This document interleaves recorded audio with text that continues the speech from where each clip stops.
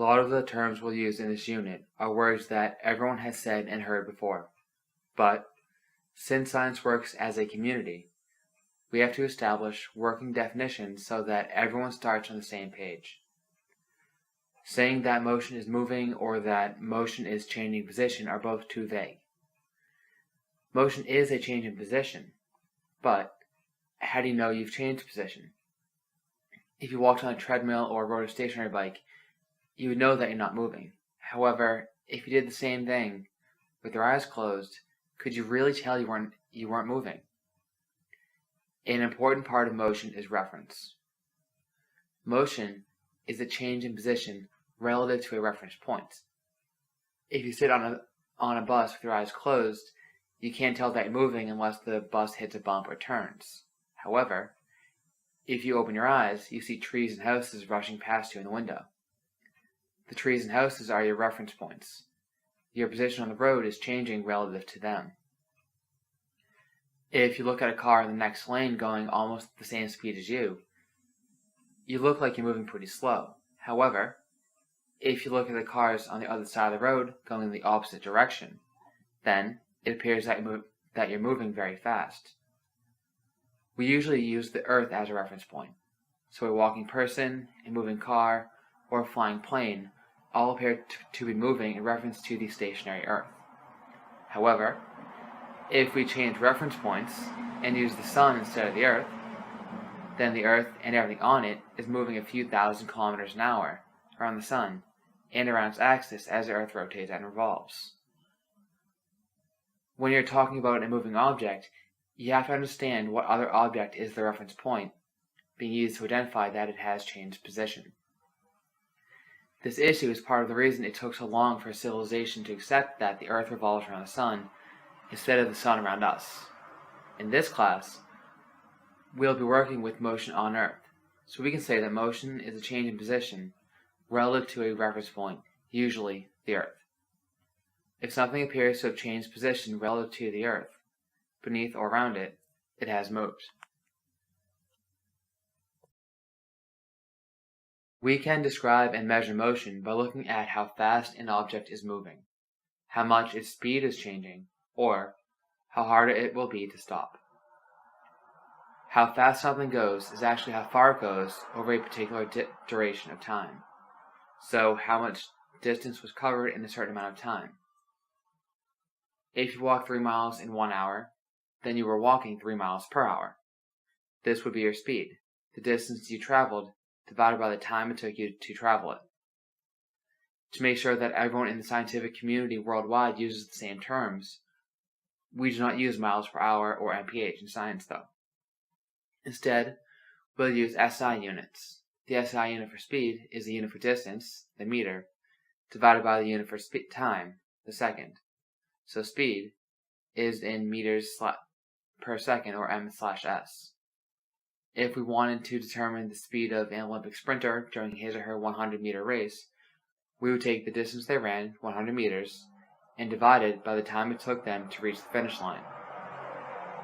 If it took them 10 seconds to finish, then they ran 100 meters in 10 seconds. 100 divided by 10 is 10, so they ran 10 meters per second. Prefixes such as kilo, hecto, centi, or milli can be added to the meters to deal with larger or smaller distances, and seconds can be converted into minutes or hours, if necessary. But the formula is still the same: distance divided by time equals speed. Since few things move at a constant speed, calculations are done of an object's average speed rather than their instantaneous speed usually. Speed is often shown graphically on distance versus time graphs, or displacement versus time graphs. These are done on traditional coordinate planes, just like the graphing you do or will do of equations with two variables in math, with time being the x-axis or horizontal axis, and distance or displacement being the y-axis or vertical axis. However, since time can't move backwards, and you can't move less than standing still, you don't usually have to use all 4 quadrants. Most of the time, just using quadrant 1 will be enough to represent your data. Distance and displacement graphs are a little different. If you're running suicides on a basketball court, soccer field, or football field, you're running a large distance forward and back, but you end up in the same place that you started. So you've not really changed position or been displaced at all. A distance versus time graph will keep counting the distance that you move as you go. So when you run 15 feet to the free throw line, and the graph goes up to 15 feet. When you turn around and run 15 feet back to the baseline, it goes up to 30 feet, because you have traveled a total of 30 feet. A distance versus time graph tracks the total distance traveled over time, regardless of the direction. A displacement versus time graph, also often called a position versus time graph, would look a little different. This type of graph tracks how far you are from your starting point or from a chosen reference point. When you ran to the free throw line, it would go up to 15 feet just like the other graph, because you were 15 feet from where you started. However, when you turned around and ran back to the baseline, the graph would turn around also and go back to 0. The baseline is position 0. When you ran to the free throw line, you were 15 feet away, so you were displaced 15 feet and at a position 15 feet away from position 0. When you ran back to the baseline, the distance between you and position 0 got smaller, so the graph got smaller. When you reach the baseline, you have gone back to position 0, so the graph goes back down to 0. Suicides on a distance versus time graph would look like a straight line going from the bottom left corner to the top right. A position versus time graph would look like a series of upside down V's. One important note to make, though, is that while displacement or position can decrease, time doesn't work backwards and is always passing. So you can't have lines that go directly vertical or that move right to left. Going straight up or down would be moving without time passing or teleporting, which isn't possible. And moving right to left instead of left to right would be moving while going backwards in time, which is also not possible. Every point on either graph is a measurement of the object's position or distance at that given time. So, using the position versus time graph below, after 1 second, the object was 20 meters from the reference point, so a dot is drawn over 1 of 20. By 3 seconds, it had gone 40 meters further away, so a dot was drawn over 3 of 60. The graph is made by connecting all of these dots. The word velocity is often used interchangeably with speed, but it has a slightly different definition. Velocity is actually more useful than speed. It always has the same numerical value as speed, and you would calculate it in the same way by dividing distance by time, but it also tells you in which direction the object is moving. Directions are just added after the number and unit as a compass direction, such as north, northeast, north-northeast. If an object's speed was 2 meters per second, its velocity could be 2 meters per second south or 2 meters per second east. As the car or bus drives you to school in the morning, or as you walk around the hallways, you can feel yourself speeding up, slowing down, and turning along the way.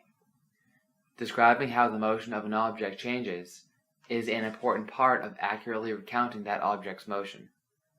The term used to describe changes to motion is acceleration. Usually, you use the word acceleration to refer to speed increasing, but it actually refers to any change in velocity, so it could describe speeding up or slowing down. Further, since velocity also gives us direction, changing direction or turning is also a form of acceleration. Taken all together, acceleration describes how an object's velocity changes, meaning if it speeds up, slows down, or changes direction. If acceleration is greater than 0, then speed is increasing. If acceleration is 0, then speed is staying the same. If acceleration is less than 0, then speed is decreasing. A car in cruise control can be going 100 kilometers per hour, but it will have an acceleration of 0 if its speed isn't changing and doesn't turn. Since acceleration describes how much velocity changes over a certain amount of time, its unit will be the same as velocity divided by the unit for time. The unit for velocity is meters per second, or m/s, and the unit for time is the second, or s. So the unit for acceleration will be meters per second per second. Instead of saying that long unit, we simplify it and just say meters per second squared, or m/s to the second. To calculate acceleration, we have to figure out how much the velocity changes over a certain length of time. To do that, first we subtract the velocity at the beginning of the time from the velocity at the end of the time, which will give us the change in velocity. Next, we have to divide that number by the time that has passed. The formula is average acceleration equals final velocity minus initial velocity divided by time. You could simplify that and write the following equation instead: A equals delta V divided by T. In this equation, A means acceleration, the triangle delta means change in, so delta V means change in velocity, and T means time. So altogether it means acceleration equals the change in velocity divided by time. We have to remember that whenever we are looking at how much something has changed, we always subtract the final value from the original or initial value, never the other way around.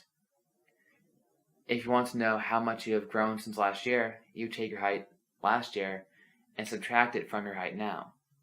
If you want to know how much your velocity changed when you sped up from a walk to a jog, you would subtract your walking speed from your jogging speed. What would your acceleration be if you accelerated from standing still to running at 12 meters per second, and it took you 4 seconds to reach that speed? Your final velocity was 12 meters per second, your initial velocity was 0 meters per second, so your change in velocity is 12 minus 0, or 12.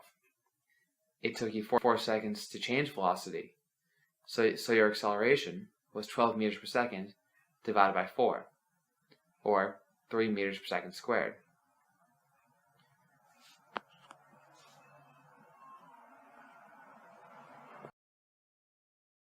Since acceleration can also indicate a change in direction, an object going in a circle is constantly accelerating, even if its speed doesn't change.